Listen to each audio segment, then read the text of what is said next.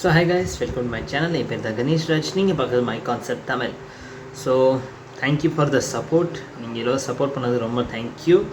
So almost இப்போ 900 subscribers 990 சப்ஸ்கிரைபர்ஸ்கிட்ட வந்துட்டோம். நம்ம இன்னும் அடுத்த வீடியோ ஐஎஸ் நம்ம 1K சப்ஸ்கிரைபர்ஸ் போயிருக்கோம்னு நம்புகிறேன். ஸோ இப்போ நம்ம பார்க்க போகிறது எஸ்எஸ்சி ஜிடி விட்டு ஸ்ட்ராட்டஜி, ரைட்? ஸோ நான் அவங்க எல்லாருக்கும் முதல்ல சொல்லிடுறேன், நானும் எஸ்எஸ்சி ஜிடி ப்ரிப்பேர் பண்ணியிருந்தேன். அன்ஃபார்ச்சுனேட்லி சில மெடிக்கல் இஷ்யூஸ்னால நான் அவுட் ஆகிட்டேன். ஸோ அதோட பழைய வீடியோஸ் நீங்கள் பார்த்துருக்கலாம், மேபி பார்க்கலன்னா நீங்கள் செக் பண்ணிக்கலாம் என்ன காரணம்னால.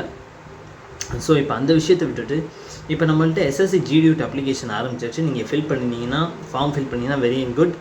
ஸோ பை சான்ஸ் ஃபில் பண்ணலன்னா ப்ளீஸ் போய் ஃபில் பண்ணுங்கள்.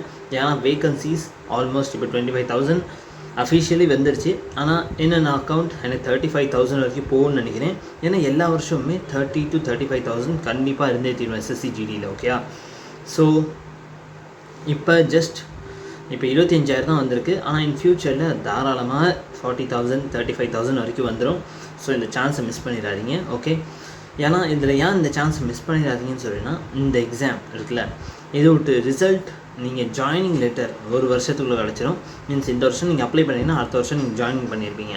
ஓகே, ஸோ அதனால் மிச்ச எக்ஸாம் மாதிரி ரயில்வே விட்டு எக்ஸாம்லாம் இருக்குல்ல, இப்போ ரயில்வே ஆர்ஆர்பி குரூப் டி இருக்குல்ல. ஸோ நம்ம சேனலில் மேக்ஸிமம் எல்லாருமே ஆர்ஆர்பி குரூப் டியை சேர்ந்தவங்க தான் பார்த்துட்ருக்கீங்க. ஸோ அவங்களுக்கு 10th பேஸ் எஜுகேஷன் தான், ரைட்? 10th குவாலிஃபிகேஷன் போதும்னு கேட்டுதான். சேம் எஸ்எஸ்சி ஜிடிக்கு 10th குவாலிஃபிகேஷன் மட்டுமே போதும். ஓகே, ஆனால் அதில் என்னென்னா ரயில்வேயில் ஜாப் கிடைக்கிறது ரொம்ப லேட் ஆகும். இப்போ 2020 நம்ம இப்போ யாரெல்லாம் இந்த வீடியோ முதல்லேருந்தே நீங்கள் ஸ்டார்டிங்லேருந்து ஜாயின் பண்ணியிருக்கீங்களோ, நம்ம போன வருஷம் டிசம்பர் ஃபில் பண்ணோம். இப்போ 2025 டிசம்பரில் தான் பேப்பரை எழுதுகிறோம். ஸோ யோசிச்சு பார்த்துக்கோங்க, இன்னும் ஃபிசிக்கல் இருக்குது, மெடிக்கல் இருக்குது, ஜாயினிங் லெட்டர் வர எத்தனை நாள் ஆக போகுதுன்னு, இல்லையா? ஸோ ரயில்வேயில் எப்போவுமே வர்றதுக்கு லேட் ஆகும். ஆனால் எஸ்எஸ்சி ஜிடி அப்படி கிடையாது. எஸ்எஸ்சி ஜிடி ஒரே வருஷத்தில் உங்களுக்கு எல்லா process, paper, physical, medical clear பண்ணிட்டு டாக்குமெண்டேஷன் கூட செக் பண்ணிவிட்டு உங்களுக்கு கால் லெட்டர் வந்துடும். புரிச்சா? கால் லெட்டர்னால் மீன்ஸ் இன்னும் 2-3 மாதத்தில் நீங்கள் ஜாயின் பண்ணிக்கலாம், அந்த லெட்டர் கூட வந்துடும். ஸோ அதனால சீரியஸ் ஆகிக்கோங்க. SSC GD is best job. Okay, so நான் வேகன்சி சொன்ன மாதிரி தான், வேகன்சிஸ் 100% இன்க்ரீஸ் ஆகும். நீங்கள் பார்த்துக்கிட்டே இருங்க. நானே கொஞ்சம் நாள் வீடியோ போடுவேன் வேகன்சிஸ் இன்க்ரீஸ் ஆயிடுச்சுன்னு. So get ready for that. So இப்போ நம்ம ஃபஸ்ட் எஸ்எஸ்சி ஜிடி அப்படின்னா என்னென்னா general duty. Okay, SSC staff selection commission, GD full form என்ன ஜென்ரல் டியூட்டி. ஸோ ஜிடினா யார், இதில் என்ன ஜாயின் பண்ணுவாங்கன்னா, இது மேபி உங்கள் எல்லாருக்குமே தெரிஞ்சிருக்கும். ஸோ ஜிடினா பேராமிலிட்ரியில் இருப்பாங்க. பேராமிலிட்ரினா சிஐஎஸ்எஃப், சிஆர்பிஎஃப், எஸ்எஸ்பி, அப்புறம் பிஎஸ்எஃப், இந்த மாதிரி 4-5 போஸ்டர்ஸ்குள்ளே பேராமிலிட்ரி இவங்கலாம்.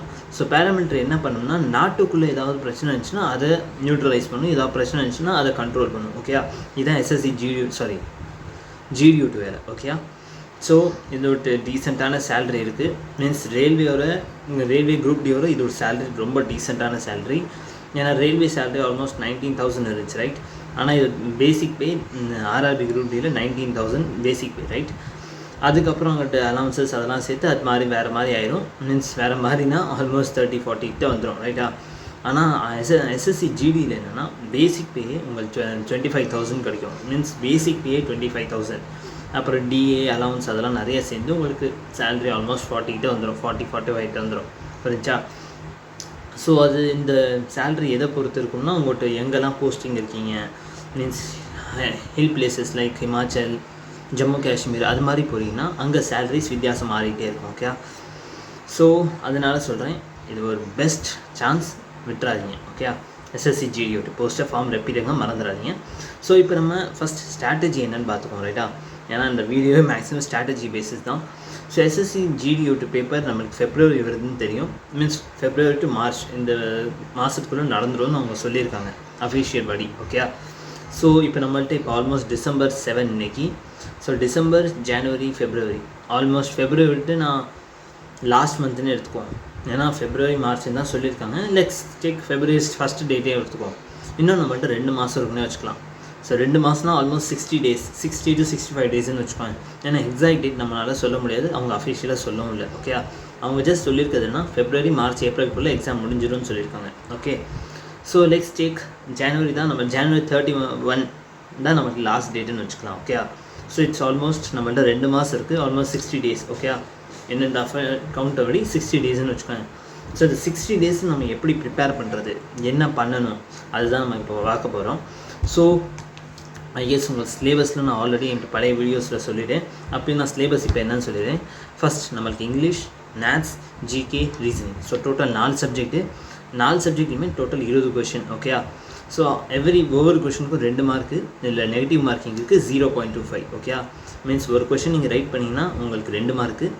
அந்த கொஷின் தப்பு பண்ணிங்கன்னா அந்த கொஷின் போயிடும், ப்ளஸ் மைனஸ் 0.25 மார்க் உங்களுக்கு கரெக்ட் ஆன்சர்லேருந்து கட் ஆகும். புரிஞ்சா? Okay, so total mark paper, so total question 80 மார்க்ஸ்க்கு இருக்கும்.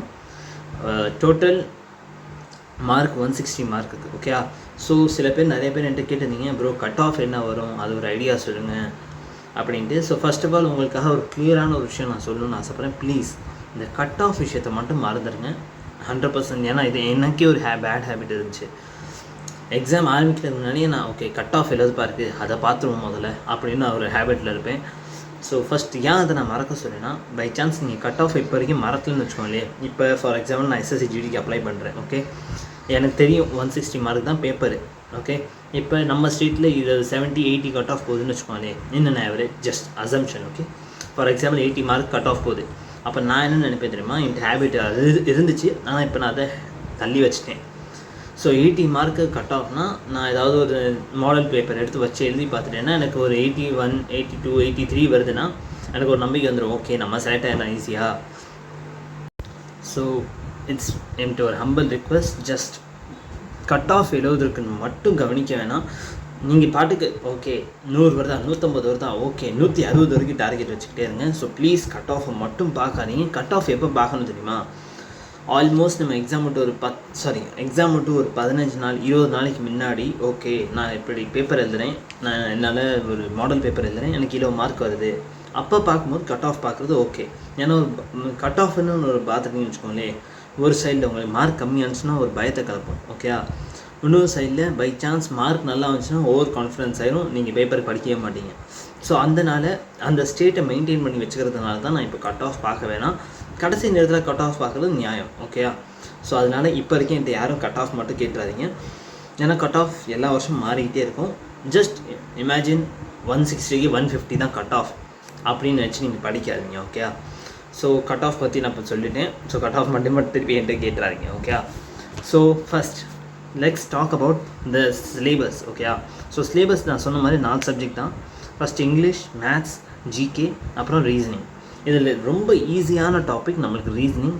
ஏன்னா எல்லாருக்குமே இங்கே ரயில்வே யாராவது ப்ரிப்பேர் பண்ணியிருந்தீங்கன்னா அவங்க என்னெல்லாம் ரீசனிங்கை சூப்பராக ப்ரிப்பேர் பண்ணியிருந்திருப்பீங்க. ஏன்னா நம்ம கூட முதல்லலாம் ரீசனிங் ஒரு ப்ராக்டிஸ் செட் டெய்லி போட்டுக்கிட்டு இருந்தோம், அது மாதிரி பண்ணிக்கிருந்தோம். ஸோ ரீசனிங் மேக்ஸிமம் நீங்கள் முடிச்சிருப்பீங்கன்னு நம்புகிறேன். ஓகே, அடுத்தது coming to English, maths, GK. இதில் டஃபஸ்ட்டுன்னு ஒரு விஷயம் மீன்ஸ் நான் அப்போ அட்டன் பண்ணதில் எனக்கு டஃபஸ்ட்டாக தெரிஞ்சது ஜிகே தான். என் கம்பேரிட்டிவ்லி இப்போ ஆர்ஆர்பி குரூப் டி பேப்பருமே எடுத்துக்கோமே, இதில் இருந்ததே டஃபஸ்ட்டானது ஜிகே மட்டும்தான். ஸோ என் அசம்ஷன் படி நீங்கள் கரண்ட் அஃபேர்ஸ் நல்லா படிக்க ஆரம்பிச்சுக்கோங்க. ஏன்னா 2 மாதம் இருக்குது. இப்போ எஸ்எஸ்சி ஜிடிக்கு கரண்ட் அஃபேர்ஸ் எத்தனை நாள் படிக்கணும் அப்படின்னு கேட்டிங்கன்னா 2025 கரண்ட் அஃபேர்ஸ் ஃபுல்லாக படிங்க. 2025 full current affairs January to December. ஏன்னா நெக்ஸ்ட் வரப்போகிற 2026 ஜனவரி போதும் கொஞ்சம் படிச்சுட்டா போதும். ஆனால் எனக்கு தெரிஞ்ச மேக்ஸிமம் இந்ததுலேருந்து தான் வரும். ஓகே, 2025 தான். அதுக்கு பழசுலாம் வராது, 24, 23லாம் வர வாய்ப்பே கிடையாது. மேக்ஸிமம் 2025 வரைக்கும் வரும். அப்புறம் 2026 ஜனவரி மந்த் கரண்ட் அஃபேர் வரும். Okay, so current affairs daily follow பண்ணுங்கள். நான் வேணா என் சேனலில் கூட வீடியோஸ் போட ட்ரை பண்ணுறேன். அடுத்தது கம்மிங் டு மேத்ஸ். நம்மளுக்கு எல்லாருக்கும் தெரிஞ்ச மாதிரி it's one of the toughest. நம்மளுக்கு எனக்கு டஃபஸ்ட்டாக இருந்துச்சு maths. So I am going to work on that. நான் அதில் தான் வேலையே செய்ய போகிறேன்மே. And next is coming English. So English நம்மளுக்கு ரயில்வேக்கு யாராவது ப்ரிப்பேர் பண்ணிங்கன்னா அது எக்ஸாக்ட்லி புதுசு. உங்களுக்கு ஒன்றுமே தெரிஞ்சிருக்காது ரயில்வேயில். ஏன்னா ரயில்வே நம்ம இங்கிலீஷ் படிக்கவே இல்லை, இங்கிலீஷ்னு ஒரு சப்ஜெக்டே கிடையாது. அதனால் நம்ம இங்கிலீஷை விட்டுட்டோம், ரைட்? ஸோ இங்கிலீஷ் இங்கே நம்மளுக்கு ஒரு புது சப்ஜெக்ட்ஸ் எடுத்து படிக்கிற மாதிரி இருக்கும். ஓகே, பை சான்ஸ் நீங்கள் ரயில்வேக்கு இதுக்கு முன்னாடி ப்ரிப்பேர் பண்ணியிருந்தீங்கன்னா ஸோ இங்கிலீஷ் உங்களுக்கானது புதுசானது. ஓகே, ஸோ இங்கிலீஷ்னு சொல்ல போகும்போது ஃபர்ஸ்ட் ஆஃப் ஆல் நீங்கள் தெரிஞ்சுக்கோங்க இங்கிலீஷில் என்னென்னலாம் வரும்னு. சினோனிம்ஸ்னால் இப்போ ஒரு வார்த்தை தந்துடுவாங்க, அதோட சேம் மீனிங் கண்டுபிடிக்கணும் 4 ஆப்ஷன்லேருந்து. ஓகே, அதான் சினோனிம்ஸ். ஆன்டனிம்ஸ் தருவாங்க, ஒரு வார்த்தை தருவாங்க, அதோட ஆப்போசிட் வார்த்தையை நம்ம கண்டுபிடிக்கணும். ஓகே, அப்புறம் direct indirect speech, active passive voice, இது மாதிரி நிறையா காம்ப்ரிஹென்ஷன், அப்புறம் PQRS, அப்புறம் ஃபைண்டிங் த எரர்ஸ், இந்த மாதிரி நிறைய டாபிக்ஸ் இருக்குது. இடியம் ஃப்ரேசஸ், அது மாதிரி இடியம் ஃப்ரேசஸ்னால் எப்படி சொல்கிறது, பழமொழி மாதிரி அது மாதிரி சொல்லலாம். இப்போ ஒரு லைக் புல்லிங் த லெக் அப்படின்னா என்னென்னா, புல்லிங் த லெக் அப்படின்னா நம்ம ஜென்ரலி என்ன சொல்லுவோம், கால் இழுக்கிறான்னு அர்த்தம், ரைட். ஆனால் இடியம்ஸில் அதோட மீனிங் என்னென்னா குட் லக்னு அர்த்தம். ஓகே, ஸோ இந்த மாதிரி வார்த்தைங்களை நம்ம படிக்க தான் கற்றுக்க முடியும். 100% ஒரே நாளில் படித்து இங்கிலீஷை உங்களால் பாஸ் பண்ண முடியாது. I am guarantee with that. Okay, so daily நம்ம சினோனிம், ஆன்டனிம்ஸ் ப்ளஸ் இடியம் இதோட ப்ராக்டிஸ் பண்ணி ஆகணும். ஸோ இதுக்காக நான் ஹெல்ப் பண்ண முடியும் உங்களுக்கு. நான் நம்ம சேனலில் டெய்லியுமே காலையில் ஒரு மிஞ்சி போனால் லெக்ஸ் கெஸ் ஒரு நாளைக்கு 5, ஓகே, 2 சினோனிம் ஆன்டனியம், 2 சினோனியம்ஸ், 2 ஆன்டனியம்ஸ், ஒரு இடியம் ஃப்ரேசஸ். ஓகே, மொத்தம் 5, குறைஞ்சது 5 வார்த்தைங்க ஒரு நாளைக்கு கற்றுக்கிட்டோம்னா ஒரு வாரத்தில் நம்ம 7 5 35, 35 வார்த்தை. 35 வார்த்தைன்னா அதில் 7 இடியம் ஃப்ரேசஸ், மிச்சம் 4 சினோனிம் ஆன்டனிம்ஸ். ஓகே, ஸோ இது மாதிரி நம்ம கற்றுக்கிட்டு இருந்தால் தான் நம்மளால் பேப்பரில் நல்லா பர்ஃபார்ம் பண்ண முடியும். ஸோ இங்கிலீஷ்க்கு என்னால் முடிஞ்ச வரைக்கும் உங்களுக்கு ஹெல்ப் பண்ணுவேன் சினோனிம் ஆன்டனிம்ஸில். அதே சமயம் ஜிகேல கரண்ட் அஃபேர்ஸ்க்கு, மேத்ஸ்க்கு எனக்கு தெரிஞ்ச சில இம்பார்ட்டன்ட் டாபிக்ஸ் வீடியோஸ் போடுவேன். ஏன்னா இதுக்கு முன்னாடி நான் ப்ரிப்பேர் பண்ணதுனால எனக்கு ஒரு நல்ல ஐடியாஸ் இருக்குது. ஓகே, ஸோ ஐ திங்க் இது மோர் தென் எனஃப். இதில் நான் ஒன்றும் இப்போ நான் என்னென்னா நாலுலேருந்து உங்களுக்கு நாலுலேருந்து நான் ஆரம்பிக்க போகிறேன். SSC GDக்குன்னு இல்லை, SSCக்குன்னு ஜென்ரலாக நான் ப்ரிப்பேர் பண்ண போகிறேன். ஆனால் என் டார்கெட்டும் நான் February வரைக்குள்ளே ஒரு மேக்ஸிமம் நம்பர் ஆஃப் டாபிக்ஸ் முடிக்கலான் இருக்கேன். ஸோ என்னால் முடிஞ்ச எல்லா ஹெல்ப்பையும் உங்களுக்காக நான் பண்ணுவேன். ஃபார் எக்ஸாம்பிள் ஏதாவது உங்கள் மேத்ஸில் ஏதாவது டாபிக் தெரியலன்னா நீங்கள் எனக்கு கமெண்ட் பண்ணிங்கன்னா தாராளமாக அந்த டாப்பிக்கோட நான் வீடியோ எடுத்து வரேன். ரீசனிங், கரண்ட் அஃபேர்ஸ் வீடியோஸ், ஜிகேவோட வீடியோ நான் நம்ம சேனலில் போடுவேன். ஏன்னா ஆல்ரெடி நம்ம டான்ஸிங்கிறேன் கிளாசிக்கல் டான்ஸ் அது மாதிரிலாம் நம்ம பார்த்துருந்தோம். அது மாதிரி நான் திருப்பி கண்டினியூ பண்ண போகிறேன். பிகாஸ் உங்களுக்கு ஹெல்ப் பண்ணலோ இல்லையோ அது எனக்கு கடைசி நேரத்தில் ஹெல்ப் ஆனிச்சு. நான் இப்போ குரூப் டிக்கு படிக்கும்போது கூட அந்த லாஸ்ட்டில் அந்த வீடியோஸ் பார்த்தேன், எனக்கு ஹெல்ப்ஃபுல்லாக இருந்துச்சு, ரிவைஸ் ஆன மாதிரி இருந்துச்சு. ஓகே, ஸோ அது உங்களுக்கு ஒரு டைப்பில் உங்களுக்கு ஹெல்ப்பாகவும் இருக்கும், அது எனக்கு ரிவைஸ் பண்ண மாதிரி இருக்கும். ஓகே, ஸோ நம்ம சேனலில் இது மாதிரி கரண்ட் அஃபேர்ஸ் உங்களுக்கு சப்போர்ட்டை பண்ண முடிஞ்ச என்னால் என்னெல்லாம் பண்ண முடியுமோ அதுக்கு ஒரு சப்போர்ட்டிவ் வீடியோ உங்களுக்கு இருக்கும். ஓகே, ஸோ உங்களுக்கு ஏதாவது ஹெல்ப் வேணும்னா நீங்கள் தாராளமாக கமெண்ட்டில் கேட்கலாம். என்னால் முடிஞ்ச ஹெல்ப் எல்லாமே உங்களுக்கு பண்ணுவேன். ஓகே, ஸோ ஸ்ட்ராட்டஜின்னு சொல்ல போனால் அது டிபெண்ட்ஸ் ஆன் யூ. நீங்கள் எவ்வளோ ப்ரிப்பேர் பண்ண போகிறீங்க, நீங்கள் இவ்வளோ நேரம் நான் படிப்பேன், இவ்வளோ நேரம் ஃபோக்கஸாக இருப்பேன் அப்படின்னு நீங்கள் முடிவு எடுத்தால் தான் உங்களால் பண்ண முடியும்.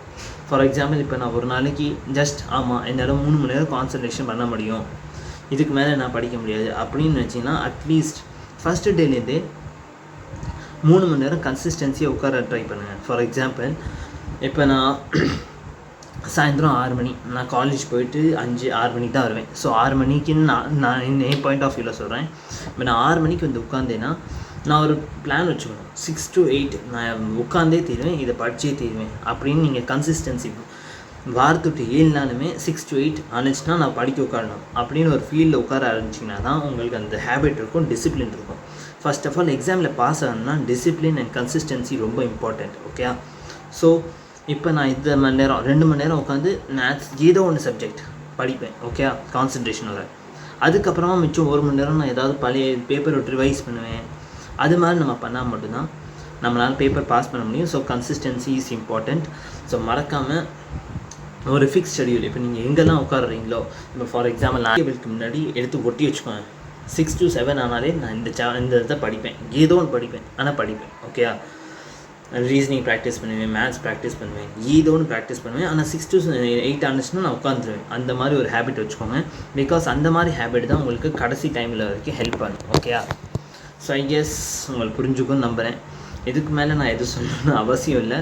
பிகாஸ் யூ ஆர் சின்ன பிள்ளைங்க இல்லை, நீங்கள் you are big, you are gonna become a soldier. Okay, so all the best guys. So ஃபார்மை மறந்துடாமல் இருப்பேங்க. உங்களுக்கு என்ன மாதிரி வீடியோஸ் அடுத்தது வேணும்? ஃபார் எக்ஸாம்பிள் எனக்கு மேத்ஸில் ஏதாவது இந்த டாப்பிக்கோட ஏதாவது வீடியோ உங்களால் எடுத்து பண்ண முடிஞ்சிச்சா சொல்லுங்கள் அப்படின்னா சொன்னீங்கன்னா நான் தாராளமாக அந்த மாதிரி டாபிக்ஸ் எடுக்க ட்ரை பண்ணுவேன். ஜஸ்ட் என்ன எனக்கு கொஞ்சம் படிச்சுவிட்டு உங்களுக்கு எக்ஸ்பிளைன் பண்ணுற மாதிரி இருக்கும். மேத்ஸ்னால் பாக்கி எல்லா டாப்பிக்னால் நான் அந்த சமயமே ரெடி பண்ணிடுவேன். மேத்ஸ்னால் கொஞ்சம் நான் படிச்சுட்டு வர மாதிரி இருக்கும். ஏன்னா பிகாஸ் நான் இப்போ ஒரு வீடியோ எடுத்து வரேன்னு வச்சுக்கோங்க, நீங்கள் நம்பிக்கையாக ஃபுல்லாக பார்க்குறீங்க. ஸோ அதை நான் தப்பு பண்ணிடக்கூடாதுல்ல, அதனால தான் நான் படிச்சுட்டு வரணும்னு சொல்லிகிட்டு இருக்கேன். ஸோ உங்களுக்கு அடுத்து என்ன வீடியோ வேணும்னு சொல்லுங்கள். மறந்துடாமல் லைக் அண்ட் சப்ஸ்கிரைப் பண்ணிக்கோங்க. நான் சொன்ன மாதிரி முன்னாடி ஒட்டி வச்சுக்கோங்க, எந்த டைம்லேயும் நான் இந்த டைம் படிக்க போகிறேன்ட்டு. Okay, so all the best guys. பார்க்கலாம் அடுத்த வீடியோவில்.